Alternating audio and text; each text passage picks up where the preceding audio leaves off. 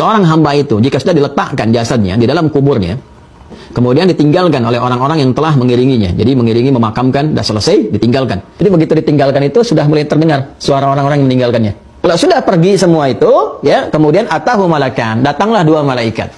Keduanya mendudukkan orang itu, jasad itu, ya. Fayaqulani lahu, maka berkata, mulai diinterogasi, mulai ditanya. Ya, malaikat itu bertanya kepadanya, dua malaikat itu bertanya, "Ma kunta taqulu fi hadzal rajuli Muhammadin sallallahu alaihi wasallam?"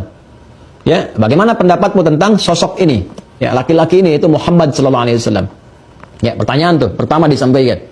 Ya, kemudian fayaqulu, maka menjawab hamba itu, asyhadu annahu abdullah wa rasuluh. Saya bersaksi bahwa beliau ini adalah hamba Allah dan rasulnya. Ya. Fayuqalu, maka dikatakan kepadanya, unzur ila maq'adika minan nar abdalakallahu bi maq'adan minal jannah. Allahu akbar.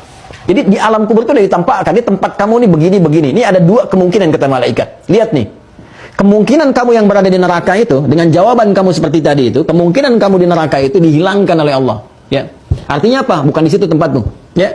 Allah sudah mengganti itu semua maq'adan minal jannah dengan satu tempat di surga. Setelah dia bisa menjawab itu, ya, kalau yang tadi di Al-Bukhari kan ditempatkan tempatnya di surga, ditempatkan. Jadi kebiasaan amal kita. Ahli puasa ditempatkan babur rayyan, kan? Ahli tahajud tempatkan babut tahajud. Ya, kalau semakin soleh, semakin tinggi, ada yang saat sakaratul maut tempatkan surganya. Ya. Setelah itu apa yang terjadi? Ya, belum selesai ini teman-teman. Tsumma yunawwaru lahu fihi, tsumma yuqalu lahu nam. Allahu akbar. Ya, setelah itu diberikan penerangan. Nah, ini informasi dari hadis semua nih. Diluaskan, dikasih penerangan. Ya, enak, nyaman, tenang dan sebagainya. Tsumma yuqalu lahu nam. Lalu dikatakan kepadanya, ya, malaikat itu berkata, udah istirahat aja dulu. Tidur aja dulu sekarang. Istirahat dulu. Ya, Masya Allah. Ya, disuruh istirahat, ditampakkan surganya, nikmat semua, tempatnya luas, tempatnya lebar. Ya. Kemudian fayaqulu arji' ila ahli fa akhbirhum. Allahu akbar. Ya, Allahumma shalli ala sayyidina Muhammad. Fa yaqulu arji'u ila ahli, ya, fa akhbiruhum. Maka mayit itu berkata, aku bisa enggak pulang dulu? Aku ingin kabari keluargaku. Dengan mengatakan, jangan banyak meratap, jangan sedih, cepat siap-siap beramal. Aku lebih nikmat di sini. Kalau bisa cepat nyusul ke sini.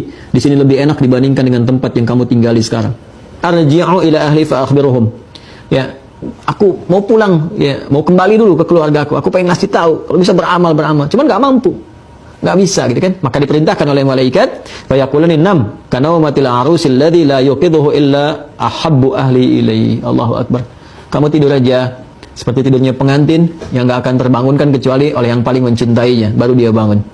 Ya, maka ini menggambarkan suasana kenikmatan di alam kubur jika sedemikian rupa. Maksudnya apa? Sampai nanti Allah tetapkan hari kebangkitan tiba, baru bangkit, bangun. Jadi kubur itu tempat istirahat aja.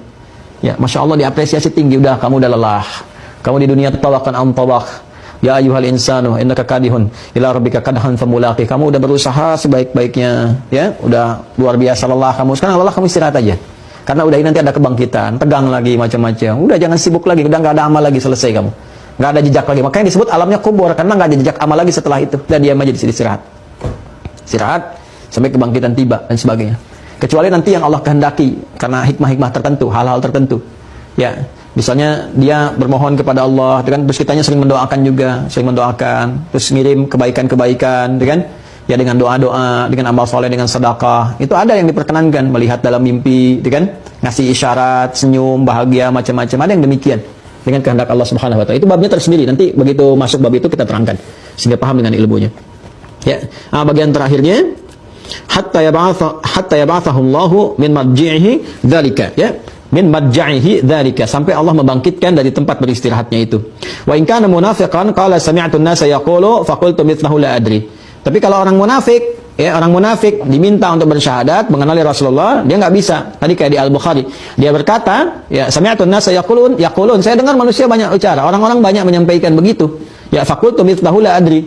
Maka saya pun, ya, menyampaikan seperti itu aja. Saya nggak tahu sosok ini siapa, ya kan? Saya nggak tahu harus mengatakan apa, ya. Fayaqulani qad kunna na'lamu annaka taqulu dzalika. Maka malaikat itu mengonfirmasi, kami juga tahu kebiasaan kamu pasti nggak pernah kebiasaan begitu. Kamu nggak pernah ibadah, nggak pernah ucapkan itu, nggak kenal dengan siapa sosok ini. Jadi dihardik oleh malaikat, la daraita wala talaita. Kamu ini nggak ngerti, nggak tahu, ya, karena nggak pernah belajar baca, nggak pernah pahami. Kenapa dikasih kesempatan hidup? 20 tahun, 30 tahun, 40 tahun, 50 tahun, bahkan puluhan tahun, 70 tahun, 60 tahun, sampai fisik berubah, ya menjadi rapuh, letih, rambut mulai memutih, masih gak ngerti juga. Ini ada anak 6 tahun ngerti la ilaha illallah, kamu 60 tahun gak ngerti-ngerti, gitu kan?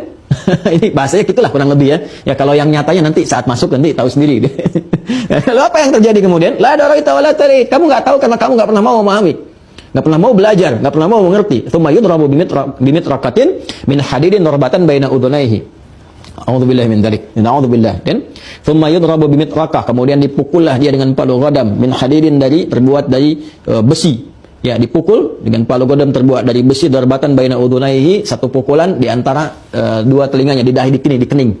Pukul, boom, gitu kan? Yang nggak pernah sujud. Yang nggak pernah sujud, yang nggak pernah menghamba kepada Allah, ya kan? Maka kalau tadi di Al-Bukhari dipukul dulu tuh. Dipukul ya, pakai palu besi tadi udah dipukul, maka malaikat itu dikonfirmasi di At-Tirmidzi, setelah itu belum selesai, udah dipukul, diperintahkan kepada tanah, himpit tuh sampai hancur. Maka hancurlah kemudian tulang belulangnya, habis semuanya. Ya, dan terus begitu, terus tuh kan? Ya, terus begitu dihancurkan sampai kemudian tiba hari kiamat. Jadi tiap waktu begitu aja. Ya, tiap waktu begitu, dihimpit, hancurkan, pukul, himpit, hancurkan, selesai gitu kan? Dan demikian. Jadi kita berlindung pada Allah Subhanahu wa taala akan keadaan-keadaan di alam kubur karena ini perkaranya gaib dan belum ada riset pengetahuan dan tidak mungkin ada juga sehingga bisa ditangkap oleh akal, maka nggak usah menyoal dengan akal. Ya, kalau ada orang menyoal akal dengan alam kubur, ini menunjukkan dua hal. Satu, imannya dangkal. Kedua, ilmunya juga nggak ada. Ya, ini sebetulnya orang bodoh kalau menyoal seperti itu, jangan terlalu jangan terlalu banyak dalil kalau menyampaikan. Jadi kalau orang nggak yakin, jangan pakai dalil, karena dalil itu masuknya ke iman. Iman itu urusan keyakinan. Ya, disampaikan, dakwahi, doakan, sudah selesai.